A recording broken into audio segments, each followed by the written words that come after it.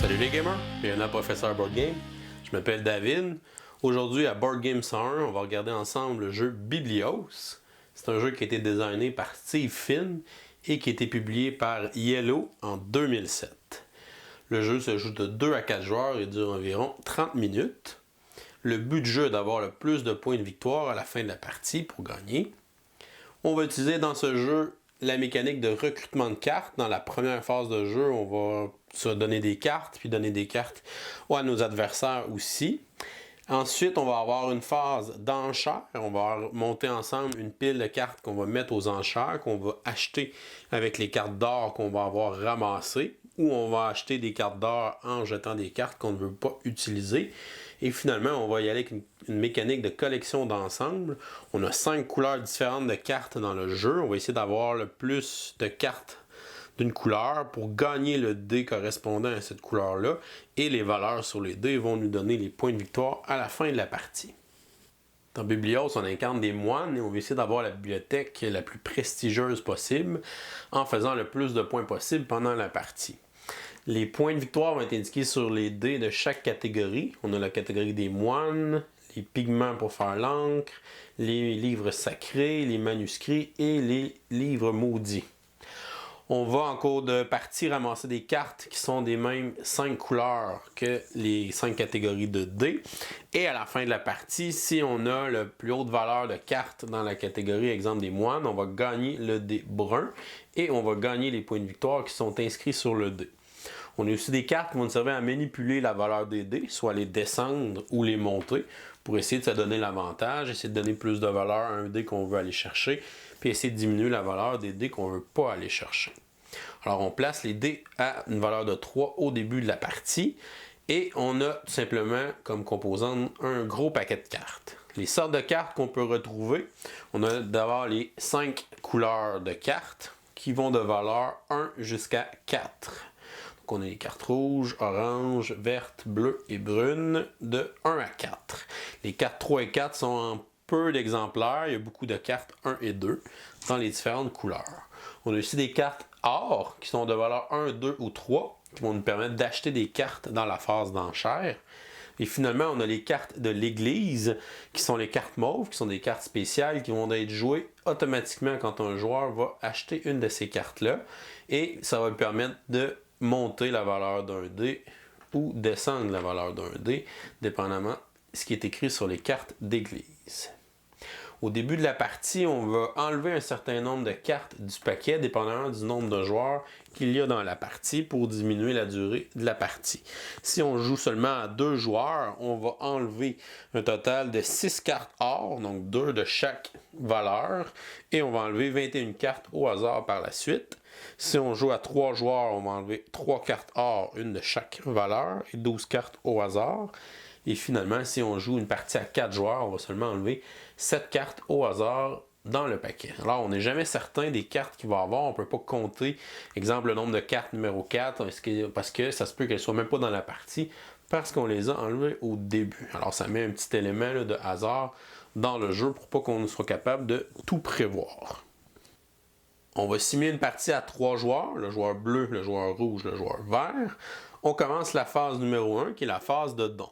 Dans cette phase-là, les joueurs vont recruter des cartes pour commencer à se monter une main carte. Et on va aussi monter la pile d'enchères qui va être utilisée dans la deuxième phase du jeu.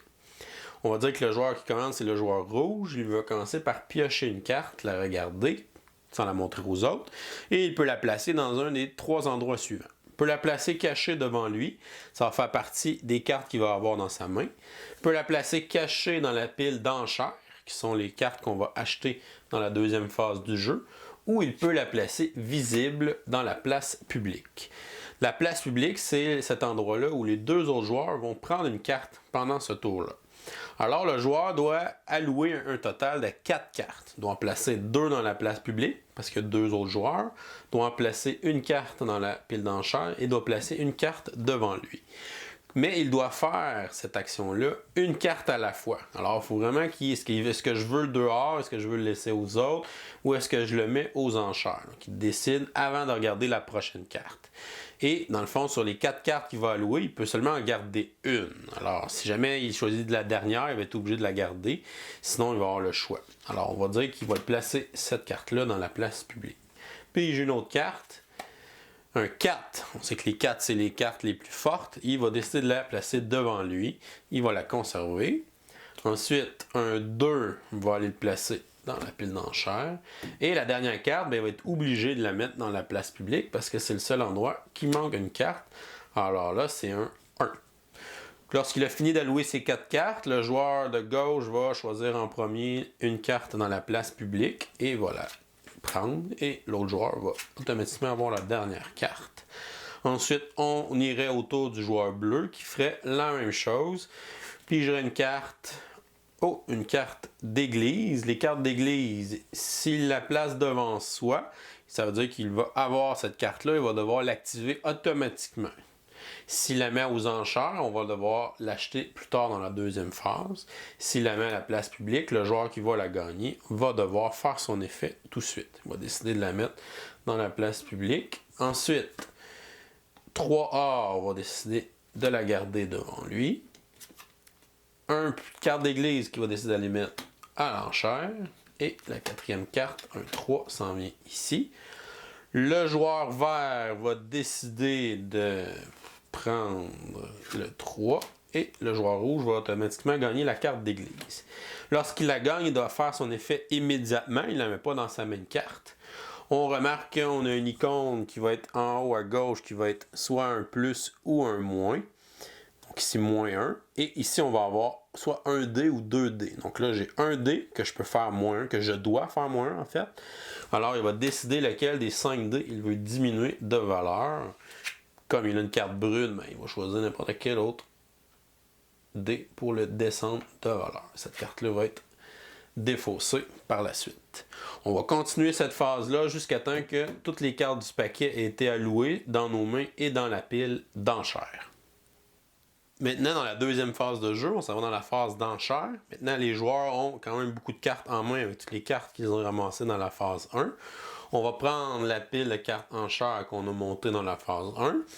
Le joueur rouge va encore commencer. Ce qu'il va faire, c'est qu'il va tourner la première carte et on va la mettre aux enchères. On commence l'enchère avec le joueur à gauche. Le joueur bleu peut donc décider de miser de l'argent pour avoir cette carte-là. Il peut miser de l'or seulement. Alors, il peut miser une mise à 1. Ensuite, le joueur suivant peut décider de passer son tour ou augmenter la mise. Il décide de passer son tour et celui-là aussi décide de passer son tour. Alors, le joueur bleu doit défausser une carte qui vaut 1 d'or pour pouvoir acheter cette carte qu'il vient de gagner à l'enchère. Si jamais on achète une carte, exemple, j'achète une carte d'une valeur de 5, puis il me reste juste 2 cartes à 3 d'or dans mes mains. Je suis obligé de défausser mes 2 cartes. Je vais perdre 1 d'or. On ne gagne pas de change quand on achète quelque chose. On peut aussi décider de miser de l'or, même si on n'a plus de cartes d'or dans nos mains, pour essayer de bluffer les autres joueurs. Par contre, si jamais on gagne l'enchère et on n'est pas capable de la payer, on va avoir une pénalité. Chacun des joueurs va venir nous voler une carte dans notre paquet de cartes et on va recommencer l'enchère et on ne pourra pas prendre part à cette enchère-là. Alors, c'est un risque à prendre. Par la suite, le joueur actif devient le joueur bleu qui va révéler la prochaine carte. Le joueur vert va commencer l'enchère. C'est une carte d'église, alors celui qui va gagner l'enchère va pouvoir augmenter un dé de 1. Alors, le joueur rouge va miser 3, le joueur bleu 4, le joueur vert 5, le joueur rouge 6, le joueur bleu et le joueur vert vont passer. Alors, cette carte vient de lui coûter 6 $. Il va défausser des cartes or d'une valeur de 6 et il va gagner cette carte. Comme il la gagne, automatiquement il doit l'activer. Alors il va augmenter un dé d'une valeur. Il a beaucoup de bleu, alors il va essayer de monter la valeur du dé bleu à 5 parce qu'il a de bonnes chances de gagner ce dé à la fin de la partie. On va continuer comme ça. Ensuite, le joueur suivant va révéler la carte. une carte d'or. Quand on met une carte d'or à l'enchère, on ne misera pas de l'or pour l'acquérir. Ça serait un peu stupide. Ce qu'on va faire, c'est que les joueurs vont miser des cartes. Alors, le joueur rouge pourrait commencer et miser une carte. Le joueur bleu passe. Le joueur vert passe. Alors, le joueur rouge vient de gagner cette carte-là pour une carte. Alors, il va prendre une carte qui n'a seulement une d'une couleur. C'est sûr qu'il ne gagnera pas ce dé-là. Alors, il va se débarrasser de cette carte-là et il va gagner de l'or qu'il va pouvoir utiliser pour gagner d'autres enchères dans la phase d'enchères. Une fois que tous les joueurs vont avoir acheté les cartes qui sont là, on va aller à la phase du score final pour savoir qui va gagner les différents dés et pour savoir qui est le vainqueur. Si jamais on a une enchère où tous les joueurs passent, la carte est simplement défaussée, personne ne l'achète et on continue avec la prochaine carte. À la fin de la partie, les joueurs vont révéler les cartes qui sont en main. Les cartes d'or, si jamais il y a une égalité dans les points à la fin de la partie, c'est ce qui va départager le gagnant. Alors ça peut quand même être utile. Alors on commence avec le dé brun. Le joueur qui a la plus haute valeur avec les cartes brunes, en additionnant le total de ses chiffres, va l'emporter.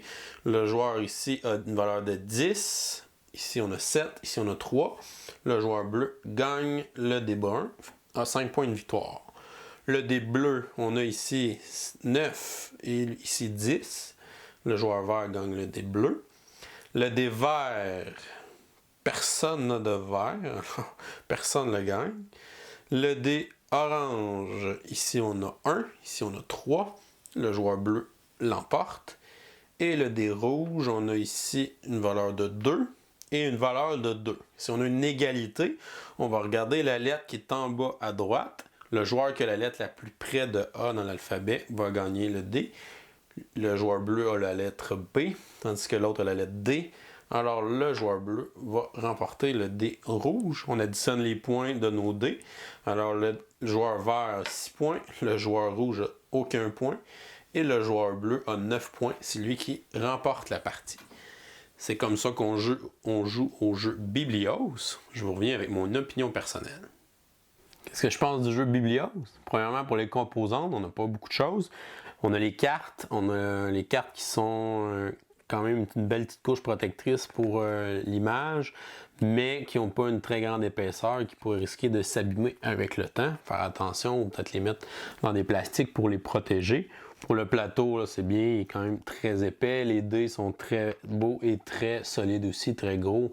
C'est bien visuellement là, qu'on puisse bien voir. Pour le côté artistique, on a les dessins sur les cartes qui sont corrects. Il n'y a pas des dessins qui vous jettent par terre, là, mais ça fait quand même ce qu'on a à faire dans le jeu. On a aussi les symboles sur le plateau là, qui sont bien représentés par les couleurs. Donc c'est visuellement des repères visuels qui sont rapides avec les couleurs des cartes, les couleurs des dés, les couleurs sur le plateau. On s'y retrouve rapidement. Pour le côté complexité, c'est un jeu qui est simple à apprendre, qui se joue aussi rapidement, ce qui est une bonne chose.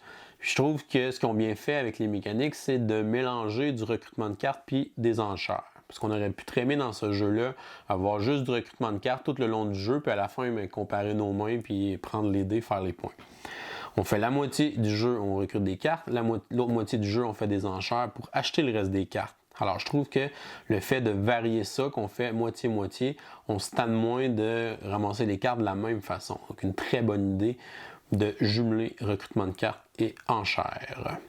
Ce qui est le fun aussi, c'est qu'il y a l'aspect que tout est caché. On ne sait pas qu'est-ce que les autres ramassent comme cartes. On peut avoir une idée avec ce qu'ils prennent au marché, mais c'est vraiment un petit peu d'informations. On ne sait pas qu'est-ce qu'ils se mettent devant eux quand c'est à leur tour. Alors là, il faut qu'on essaie de deviner qui essaie de faire monter tel dé. Aussi, quand un joueur joue une carte d'église, on peut voir, s'il baisse ce dé-là, c'est parce qu'il doit pas avoir des cartes de ce couleur-là. Alors, on essaie de savoir qui veut essayer de gagner quel dé à la fin pour se concentrer sur peut-être 2 dés. Pas essayer de faire toutes les dés en même temps. Alors, cet aspect-là, là, que ce soit caché ou ça aussi, ça rajoute du fun. Des fois, on est sûr de pouvoir acheter un dé à la fin, puis finalement, c'est notre adversaire qui va l'avoir parce qu'il gagne une égalité. Puis on a travaillé toute la partie pour le monter. Alors, vraiment, un côté qui est le fun, le côté que ce soit caché. Mon appréciation de Biblios, je vais lui donner la note de B pour un bon jeu. Un bon jeu rapide, un bon jeu qui est le fun aussi, qui est simple à apprendre et qui est amusant. Un jeu là, principalement recrutement de cartes, mélangé avec des enchères. C'est tout pour aujourd'hui. Je vous dis continuez de gamer et à la prochaine.